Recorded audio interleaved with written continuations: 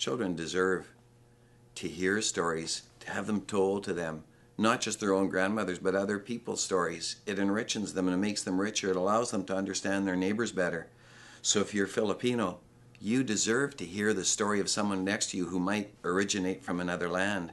It makes you understand and makes you more sympathetic, more compassionate. And if you can hear them, wonderful. But if you can't hear them, where do you find them?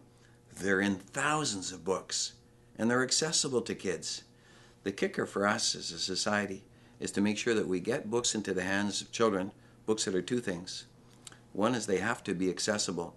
Don't give them a book this thick, a Twilight or a Harry Potter if they can't read it. Take them down to something they can read. Make the book accessible to them, and they'll get stronger and stronger. That's how you become a reader. There's no magic. To become a reader, it just takes one book. That's why I loved Harry Potter, and that's why I like Twilight, and that's why I like Hunger Games, and that's why I like Captain Underpants, because it's got so many kids hooked. It just takes one book.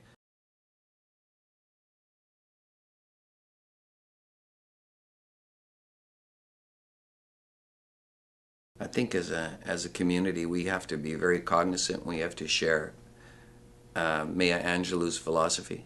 Maya Angelou said, "Parents who know better, do better." And it's true. Just give them the goods. I think as a community, if we can help parents come to learn what's it take, they'll do it. Parents know how important reading is to their kids. They know that if their kids don't read, opportunities lost left and right. They're not stupid. They know. They just want to know what the answer is. So let's go out and as a community, let's tell them it takes three things. It takes time. Parents, if your kids aren't reading as 8-year-olds, cut them some slack.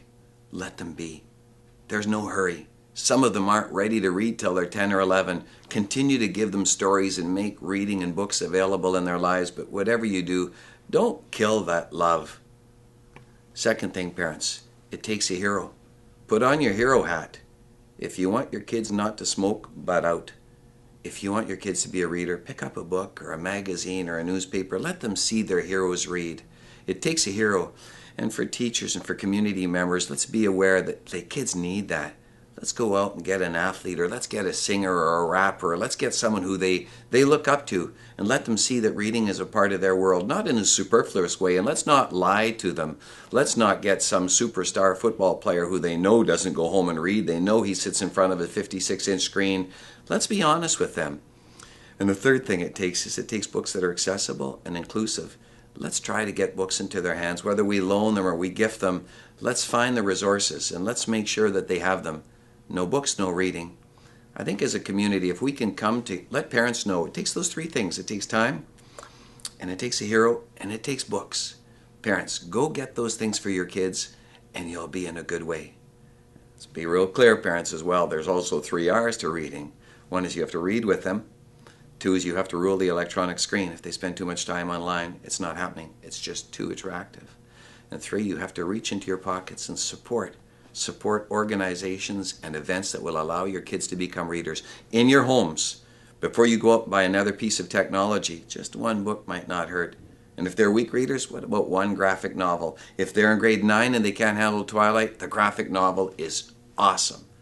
Let's provide our communities with that information, and let's always adhere to Maya Angelou's belief that parents who know better do better, because it's true.